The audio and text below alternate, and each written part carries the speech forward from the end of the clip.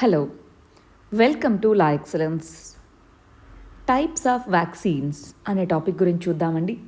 ఎందుకని ఇప్పుడు రీసెంట్గా మనకి చాలా కంపెనీస్ కరోనా వైరస్కి సంబంధించి కోవిడ్ వ్యాధికి సంబంధించి కొన్ని వ్యాక్సిన్స్ని తయారు చేస్తున్నాము.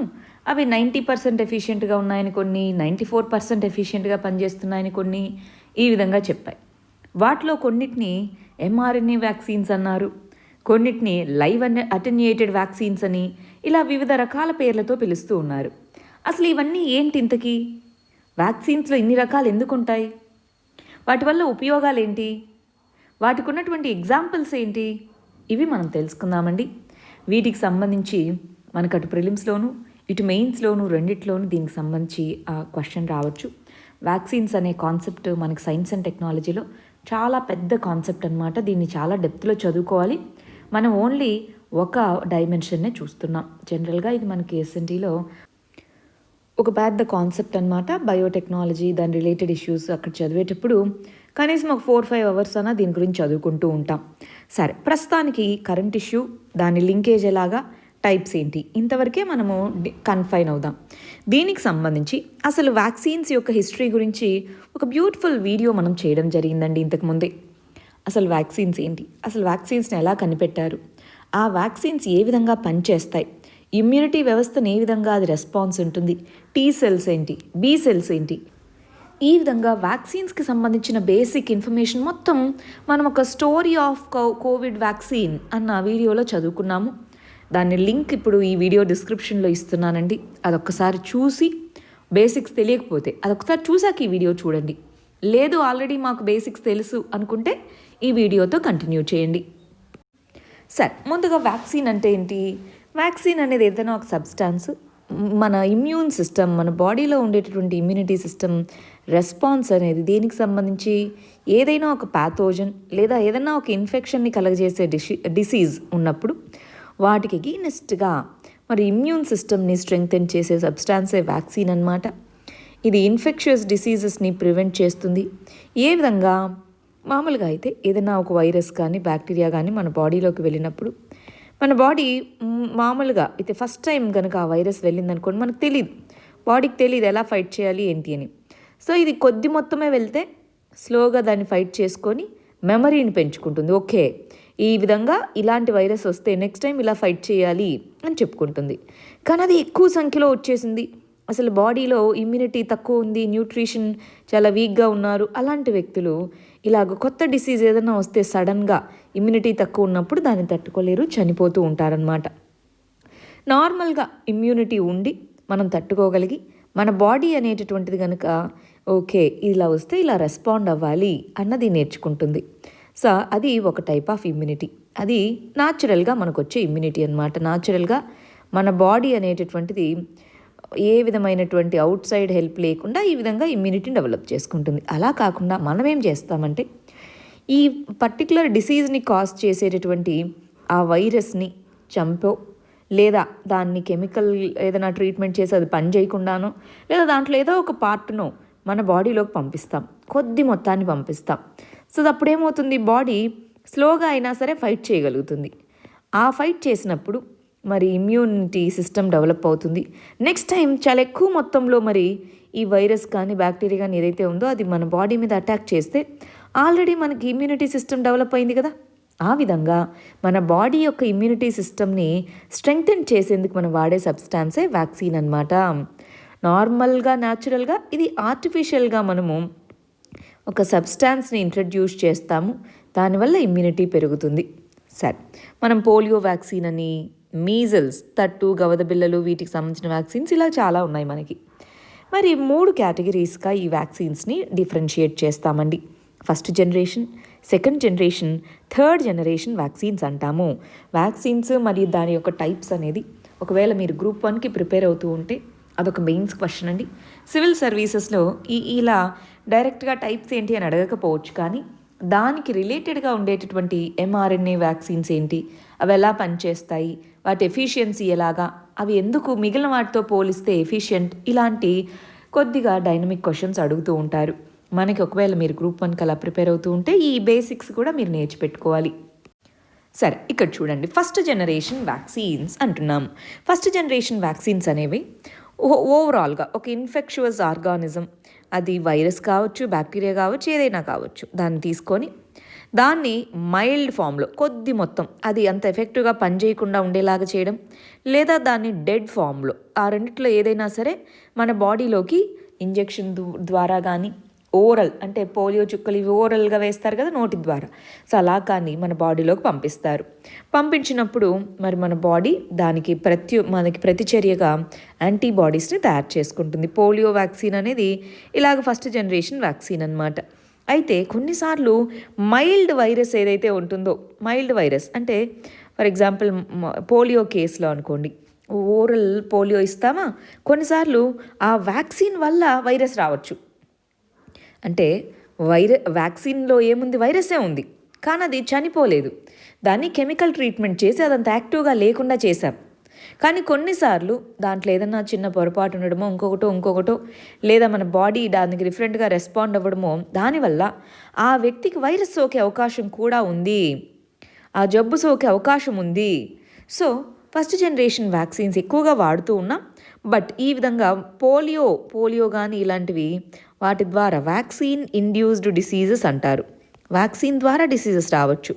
సో వ్యాక్సిన్ ఇండ్యూస్డ్ డిసీజెస్ వచ్చే అవకాశం ఉంది కాబట్టి ఫస్ట్ జనరేషన్ కంటే మిగిలిన జనరేషన్స్ని డెవలప్ చేయడానికి ప్రయత్నించామన్నమాట.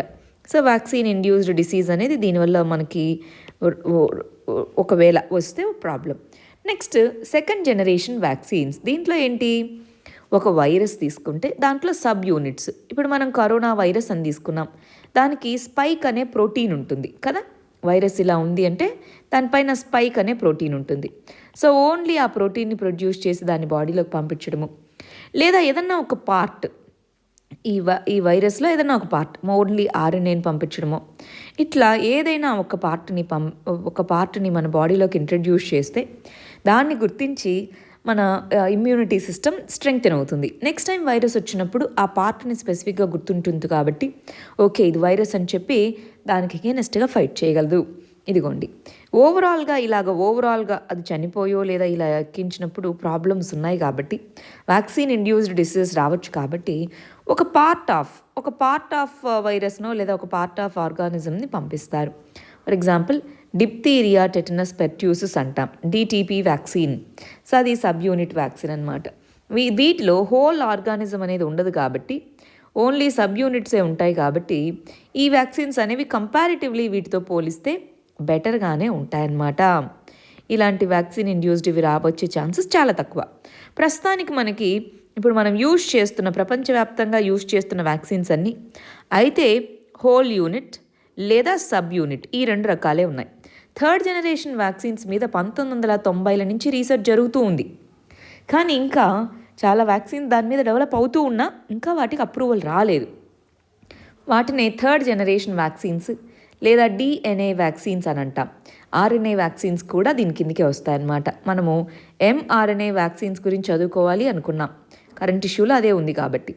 సో ఈ ఎంఆర్ఎన్ఏ వ్యాక్సిన్స్ కానీ డిఎన్ఏ వ్యాక్సిన్స్ కానీ ఇవన్నీ కూడా థర్డ్ జనరేషన్ వ్యాక్సిన్స్ కిందకి వస్తాయన్నమాట.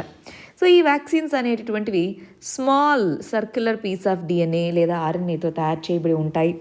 జెనెటిక్ ఇంజనీరింగ్ పద్ధతుల ద్వారా వీటిని తయారు చేస్తారు కాబట్టి వీటిని అడ్వాన్స్డ్ లేదా థర్డ్ జనరేషన్ వ్యాక్సిన్స్ అని అంటాము. కంపారిటివ్లీ ఇవి సేఫర్, బాగా ఎఫిషియెంట్, కానీ ఇంకా వాటి యొక్క సేఫ్టీ మొత్తం టెస్ట్ చేయాలి. కొంత టైం వరకు ఉండి ఓకే ఈ వ్యాక్సిన్ ఇప్పుడు ఇచ్చాం కదా, కొన్ని సంవత్సరాల వరకు వాళ్ళ మీద ఏ విధమైన ఇంపాక్ట్ ఉంటుంది, ఇలా కంప్లీట్ రీసెర్చ్ అనేది జరగాలి.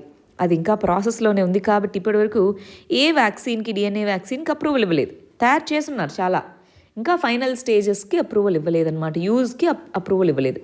ఇప్పుడు చాలా కంపెనీస్, ఫార్మాస్యూటికల్ కంపెనీస్ ఈ ఎంఆర్ఎన్ఏ వ్యాక్సిన్స్, డిఎన్ఏ వ్యాక్సిన్స్ వీటిని తయారు చేస్తూ ఉన్నాయి. వాటి యొక్క సేఫ్టీ ఎంత ఇదంతా కూడా టెస్ట్ చేశాక వాటికి రెగ్యులేటర్స్ అప్రూవల్ అనేది ఇవ్వడం జరుగుతుంది. ఒక్కొక్క దాని గురించి చూద్దామా. ఫస్ట్ జనరేషన్ కిందకి ఏమొస్తాయి, అది ఎలా పనిచేస్తుంది, సెకండ్ జనరేషన్ వ్యాక్సిన్స్ కిందకి ఏమేమి వస్తాయి, ఎలా పనిచేస్తాయి, థర్డ్ జనరేషన్ వ్యాక్సిన్స్ కిందకి ఏమేమి వస్తాయి, ఎలా పనిచేస్తాయి, దాంట్లో స్పెసిఫిక్గా ఎంఆర్ఎన్ఏ వ్యాక్సిన్ ఇప్పుడు ఫైజర్, మరియు మన ఏవైతే కంపెనీస్ తయారు చేస్తున్నాయో వాటిలో కొన్ని ఎంఆర్ఎన్ఏ ప్లాట్ఫామ్స్ని యూజ్ చేస్తున్నాయి. సో అవన్నీ ఏంటి, ఒకసారి ఒక్కొక్క దాని యొక్క అడ్వాంటేజ్ ఏంటి, కన్స్ట్రెయింట్స్ ఏంటి అలా చూద్దామండి. ఫస్ట్ చూడండి, ఎప్పుడైనా సరే మనకి అడాప్టివ్ ఇమ్యూనిటీ అనేది బిల్డ్ చేయడంలో వ్యాక్సిన్స్ యొక్క రోల్ ఇంపార్టెంట్ అన్నమాట. ఇంతకీ అడాప్టివ్ ఇమ్యూనిటీ అంటే ఏంటి చూడండి. మామూలుగా వ్యాక్సిన్స్ అనేటటువంటివి మన బాడీలో ఏం చేస్తారు వ్యాక్సిన్స్ కింద. వ్యాక్సిన్స్ అంటే ఏంటి ఇంతకీ? ఇందాక అనుకున్నట్టు ఏదైనా ఒక వైరస్ కానీ బ్యాక్టీరియా కానీ దాంట్లో ఉన్న మొత్తం పార్టు లేదా కొంత పార్ట్ని బాడీలోకి పంపించి దానికి ప్రతిచర్యగా మన బాడీలో మరి యాంటీబాడీస్ ఫామ్ అవుతాయి. అవి ఆ వైరస్ ద్వారా వచ్చే వ్యాధిని తట్టుకునేలాగా మనకి అడాప్ట్ చేసుకోగలుగుతాయి. చూడండి, అడాప్టివ్ ఇమ్యూనిటీ అంటే ఒక వైరస్కి దేనికైనా సరే అడాప్షన్గా వచ్చినటువంటి ఇమ్యూనిటీని అడాప్టివ్ ఇమ్యూనిటీ అంటాము. మరి మనం ఒకసారి వైరస్ గురించి తెలుసుకుందామా? మీరు ఈ వీడియో కూడా చూసారా అండి? The story of corona virus అని చెప్పి మనం తెలుగులోనే చేసామన్నమాట. సో అసలు కరోనా వైరస్ ఏంటి, దాని స్ట్రక్చర్ ఏంటి, అది ఏ విధంగా ఇంపాక్ట్ చేస్తుంది, హ్యూమన్స్లోకి ఎలా ఎంటర్ అవుతుంది, ఇలాగ మనము ఒకటి చేసాం. నేను ఇందాక చెప్పినట్టు ద స్టోరీ ఆఫ్ వ్యాక్సిన్స్ అదొక video, the story of corona virus ఇవి రెండు ఒకవేళ మీరు చూడకపోయి ఉంటే చూడండి.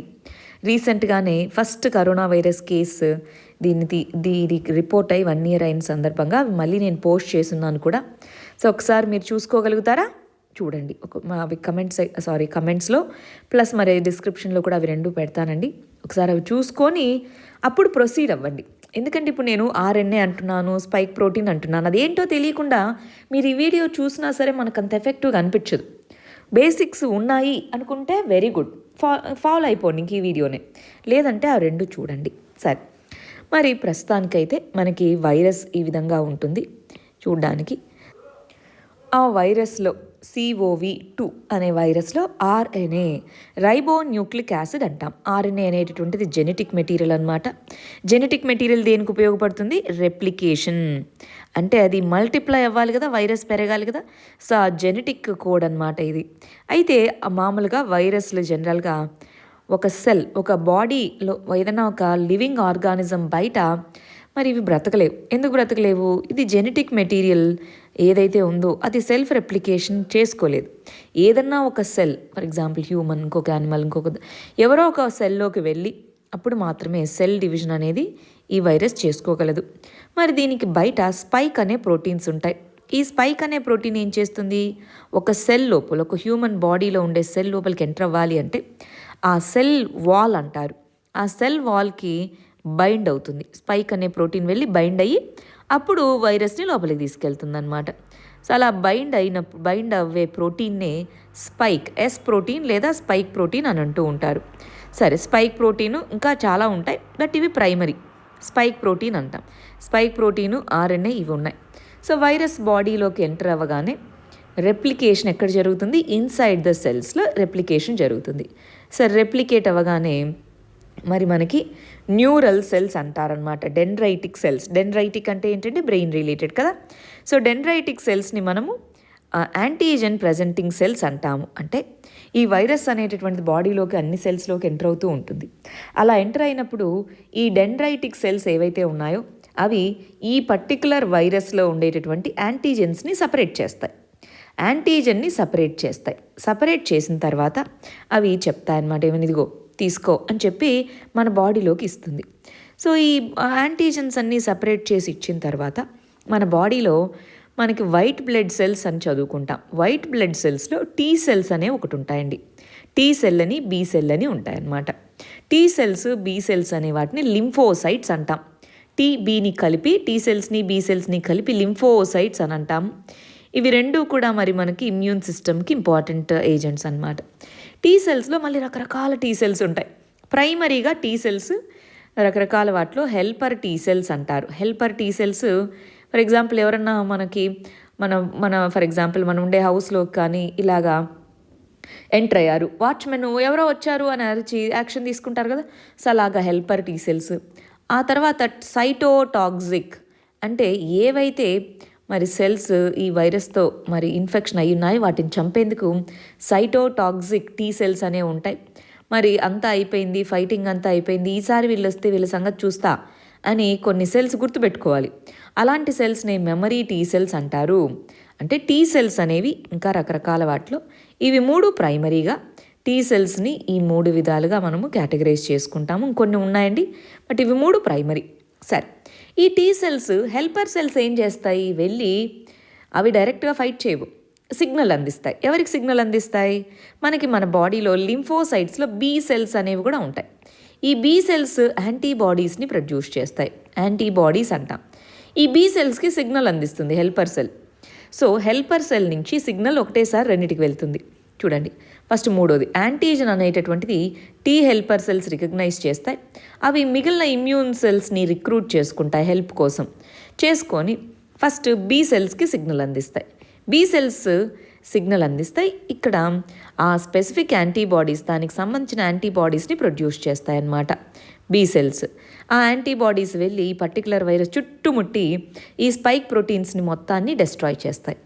ఎప్పుడైనా మనకి గుర్తుంచుకోవాలి, ఈ ప్రోటీన్ ఎంట్రీ పాయింట్ ఇది.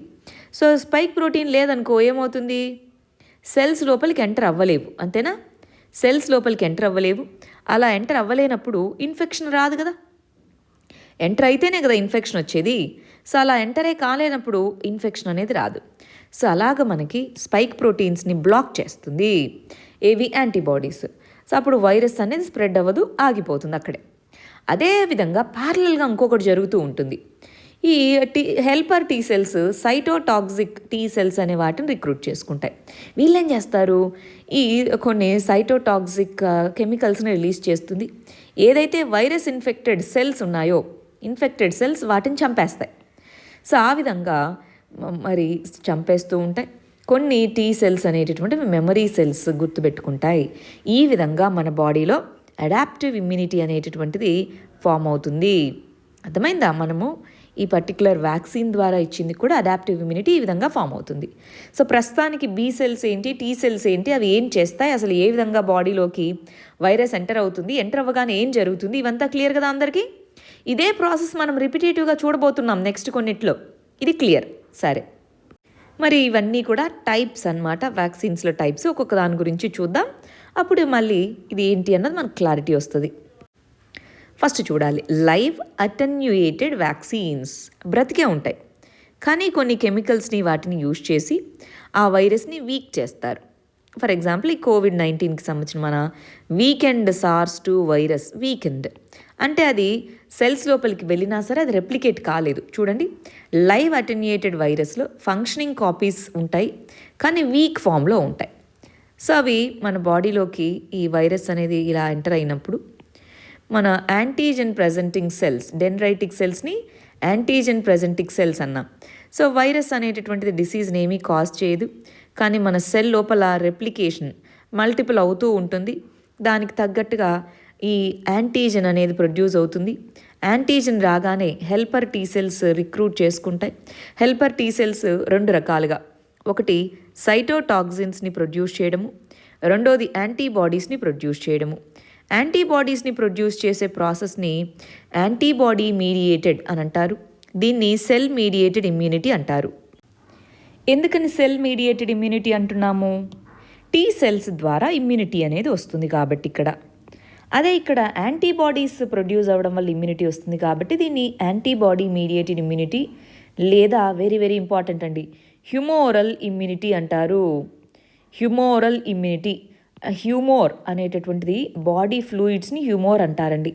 సో అందుకని బాడీ ఫ్లూయిడ్స్ దాంట్లో ఉండేటటువంటి యాంటీబాడీసే కదా మరి ఇమ్యూనిటీని తీసుకొని వచ్చింది, అందుకని హ్యూమోరల్ ఇమ్యూనిటీ అంటారు. మనకి humoral immunity versus cell mediated immunity అని క్వశ్చన్ ఇచ్చిన, antibody mediated immunity versus cell mediated immunity అని క్వశ్చన్ ఇచ్చిన, రెండు కూడా ఒకటే అని మీరు తెలుసుకోవాలి. చాలామంది దీనికి కూడా డిఫరెన్స్ ఉంది అనుకుంటూ ఉంటారు. లేదండి, రెండు ఒకటే. హ్యూమోరల్ ఇమ్యూనిటీ అన్న యాంటీబాడీ మీడియేటెడ్ ఇమ్యూనిటీ అన్న ఒకటే. హ్యూమోర్ అంటే బాడీ ఫ్లూయిడ్ అనే. సో బ్లడ్ అనేది బాడీ ఫ్లూయిడే కదా, ఆ బాడీ ఫ్లూయిడ్లో ఉండే యాంటీబాడీస్ వల్ల ఇమ్యూనిటీ వచ్చింది కాబట్టి యాంటీబాడీ మీడియేటెడ్ ఇమ్యూనిటీ అన్న. ఇక్కడ T cells, cytotoxic T cells అనేవి మరి ఇన్ఫెక్టెడ్ సెల్స్ని చంపడం వల్ల ఇమ్యూనిటీ వస్తుంది కాబట్టి దీన్ని సెల్ మీడియేటెడ్ ఇమ్యూనిటీ అని అంటాం. రైట్, ఇది first type. Live attenuated vaccines అంటే ఏంటి అని మనం టైప్స్ ఆఫ్ వ్యాక్సిన్స్లో ఫస్ట్ టైప్ ఇది ప్రాసెస్ అర్థమైంది అనుకుంటున్నాను. సెకండ్ టైప్ చూడండి, ఇనాక్టివేటెడ్ వైరస్ అన్నమాట. సో ఇక్కడ ఏంటి, సెల్స్ అనేవి చచ్చిపోయి ఉంటాయి. ఇక్కడ వైరస్ సెల్ అనేది చచ్చిపోయి డెస్ట్రాయిడ్ అనమాట. డెస్ట్రాయిడ్ ఆర్ఎన్ఏ డెస్ట్రాయిడ్ చేసి ఉంటుంది. సో దాని చుట్టూ ఉండేటటువంటి అడ్జావెంట్ అంటారు ఈ ప్రోటీన్, దాని చుట్టూ ఉండే డిఫరెంట్ పార్టికల్స్. ఇనాక్టివేటెడ్ వైరస్ అనేది మన బాడీలోకి వెళ్ళిన తర్వాత రెప్లికేషన్ అవ్వలేదు. సో అందుకని మన బాడీలో ఆ పర్టికులర్ యాంటీజన్ని గుర్తించాలి అంటే కొద్దిగా ఎక్కువ అమౌంట్లో దీన్ని పంపించాలి. పంపించిన తర్వాత యాంటీజన్ ప్రజెంటింగ్ డెండ్రైటిక్ సెల్ ఏం చేస్తుంది, ఆ యాంటీజన్ని సపరేట్ చేస్తుంది. యాంటీజన్ని గుర్తించగానే టీ హెల్పర్ సెల్ని అడుగుతుంది.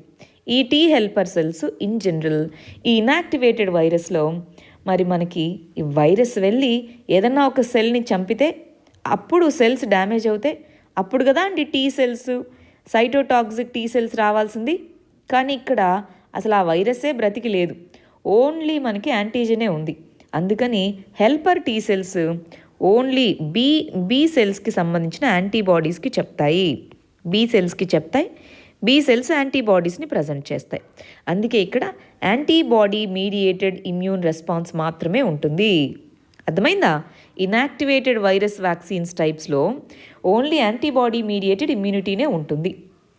ఇనాక్టివేటెడ్ వైరస్లలో సెల్ మీడియేటెడ్ ఇమ్యూనిటీ ఎందుకు ఉండదు? సెల్స్ డ్యామేజ్ అవ్వట్లేదు కాబట్టి సైటోటాక్సిక్ టీ సెల్స్ని రిక్రూట్ చేసుకోవాల్సినటువంటి అవసరం లేదు.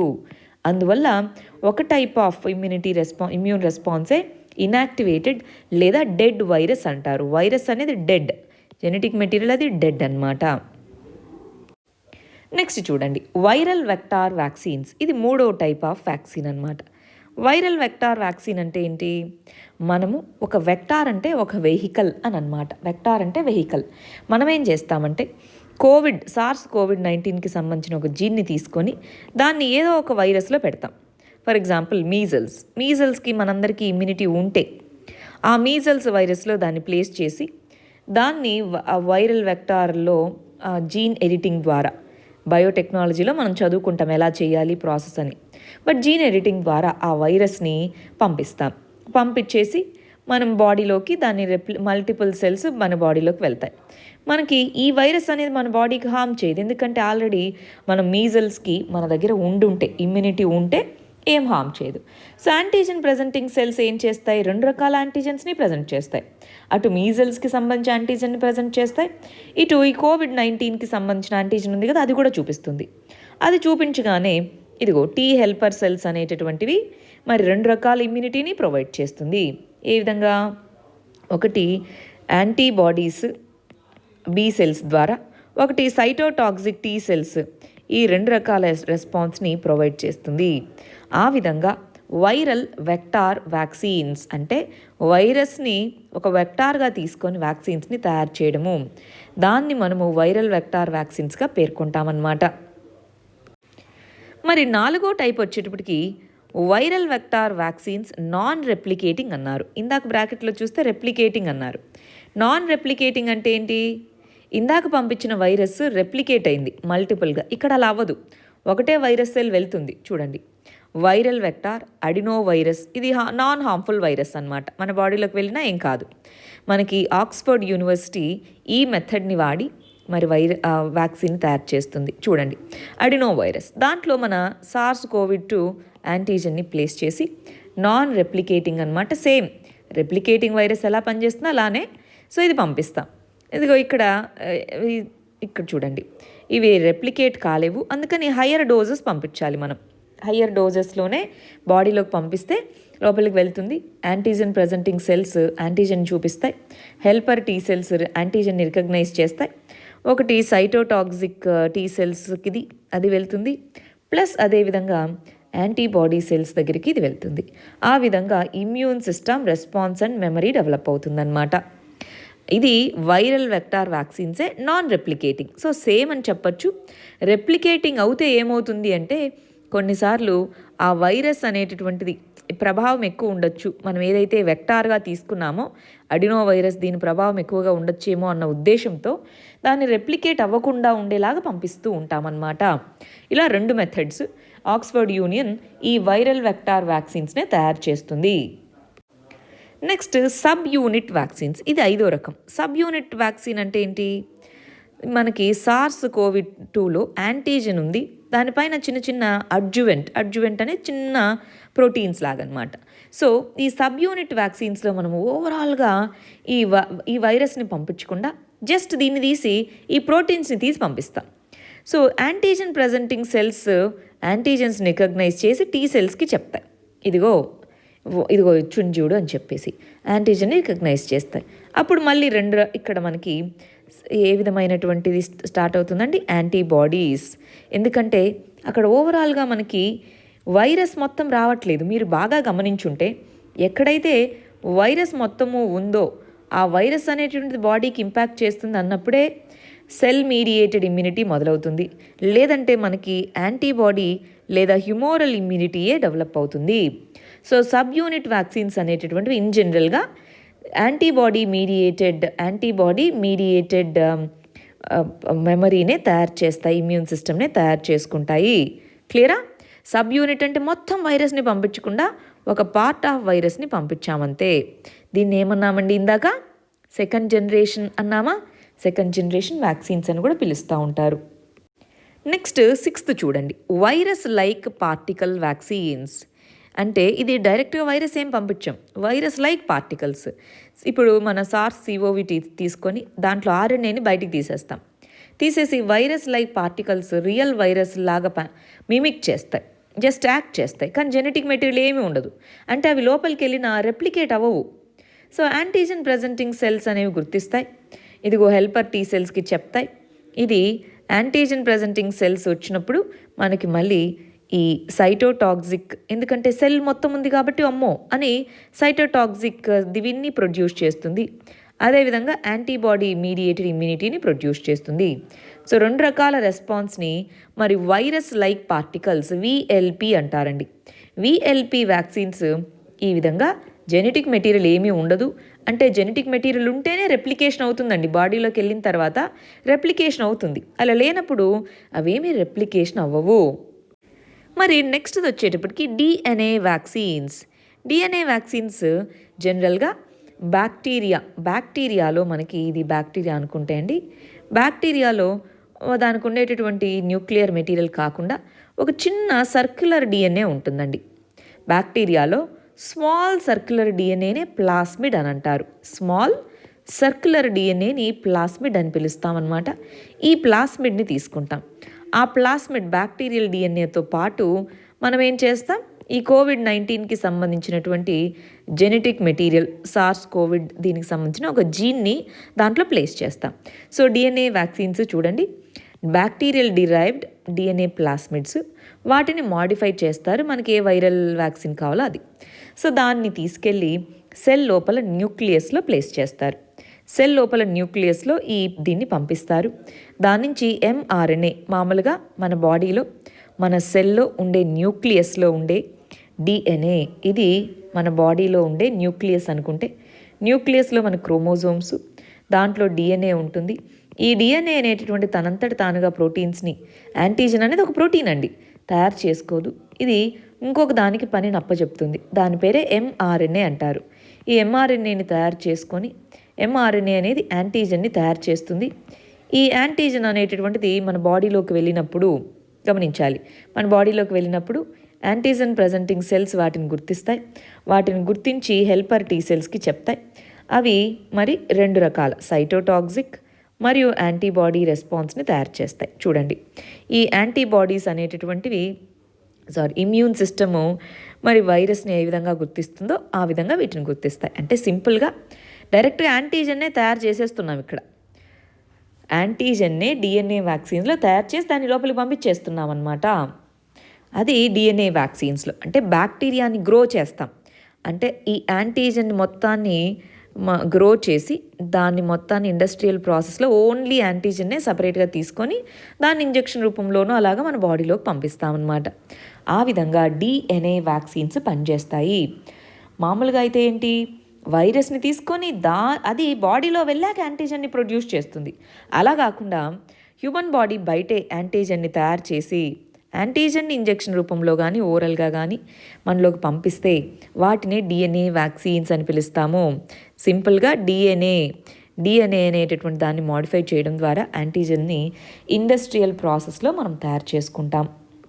మరి ఇప్పుడు మనకి న్యూస్లో ఉన్నదేంటి? MRNA vaccines. చూడండి, ఫైజర్, మోడర్నా ఈ కంపెనీస్ ఏ విధంగా ఈ ఎంఆర్ఎన్ఏ టెక్నాలజీని ఏ విధంగా తీసుకొని వచ్చారు. Experimental corona virus vaccines Food and Drug Administration యొక్క ఒకవేళ వాటి యొక్క ఎఫ్డిఏ అనేది యూఎస్ఏ యొక్క రెగ్యులేటర్, వాటి యొక్క అప్రూవల్ పొందితే ఫస్ట్ ఎవర్ ఆథరైజ్డ్ వ్యాక్సిన్స్ అవుతాయి ఎంఆర్ఎన్ఏని యూజ్ చేసిన వాటిలో అంటున్నారు. మరి అవి ఏంటో ఒకసారి చూద్దామా? ఇంకా చూడండి న్యూస్లో ఏమేమి ఉన్నాయో. ఎంఆర్ఎన్ఏ వ్యాక్సిన్స్ ఏ విధంగా వర్క్ అవుతాయి, అసలు ఏ విధంగా అది ఒక బ్రేక్ త్రూ, అదొక ఇంపార్టెంట్ ఇన్నోవేషన్గా చెప్పచ్చు. వాటిని ఎందుకు చాలా తక్కువ టెంపరేచర్స్ వద్ద స్టోర్ చేయాలి, ఇవి కూడా మనం తెలుసుకుందాం.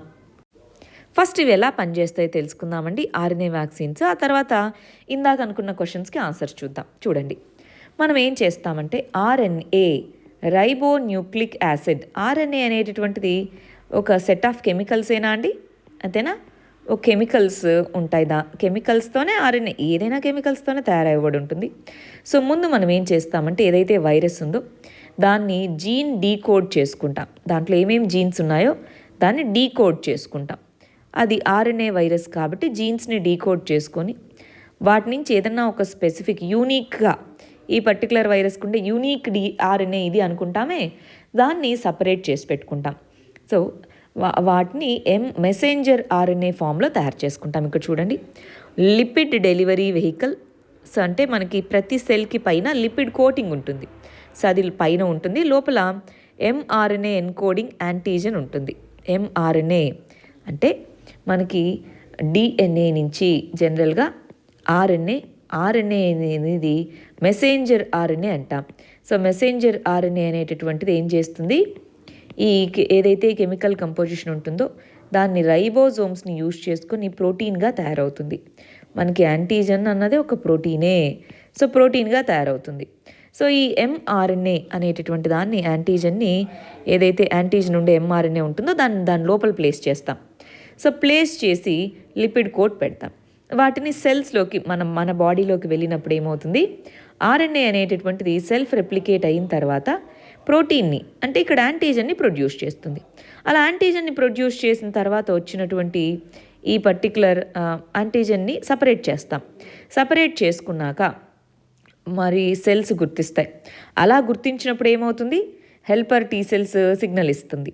అటు టీ సెల్స్లో సైటోటాక్సిక్ టీ సెల్స్ యాక్టివేట్ అవుతాయి, ఇటు యాంటీబాడీస్ బి సెల్స్లో యాంటీబాడీస్ యాక్టివేట్ అవుతాయి. ఆ విధంగా ఇది మనకు పనిచేస్తుంది.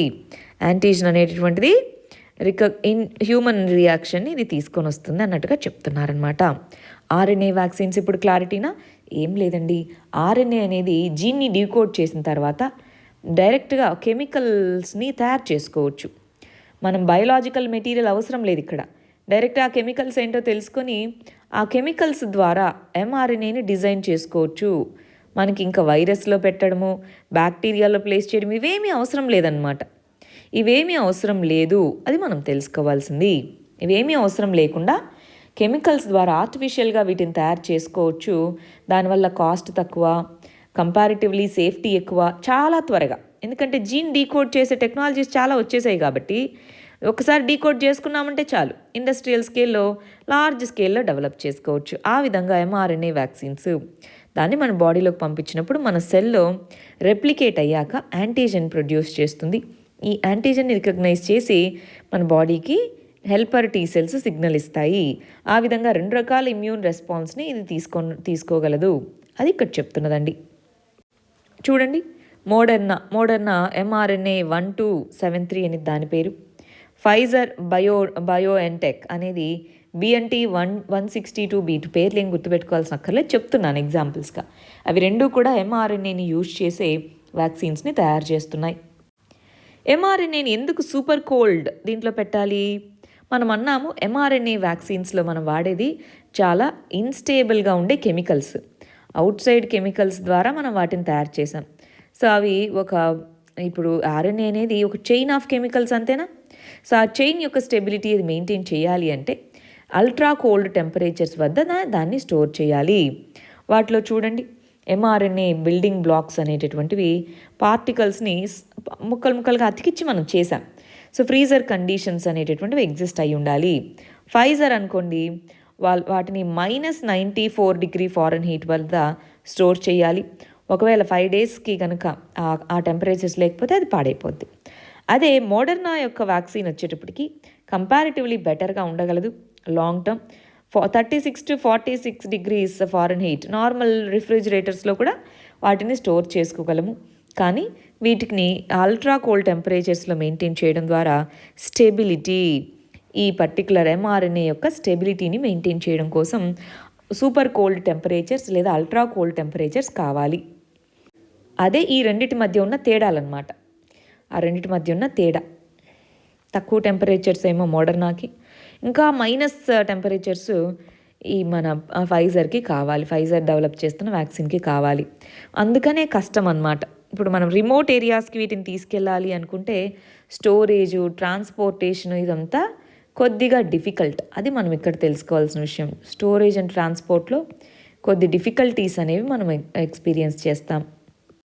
ఒకసారి ఎంఆర్ఎన్ఏ వ్యాక్సిన్స్ ట్రెడిషనల్ వ్యాక్సిన్స్కి తేడా ఏంటి? మనకి ఇందాక అన్నట్టు యూపీఎస్సీలో ఇలాంటి క్వశ్చన్స్ అడగచ్చు.